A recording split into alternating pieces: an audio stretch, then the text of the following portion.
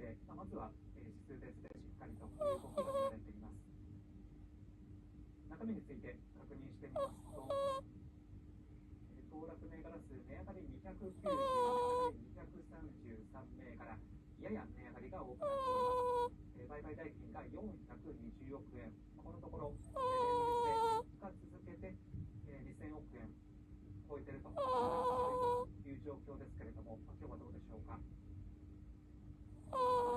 買代金の上位銘柄を確認します。はい、カバーが先週までに比べるとダントツでもなくなってきたんですけれども、それでも今日もこの銘柄がトップですね。現在18円8561円反発しています。少し前に野村証券がカバーをでしたけれども、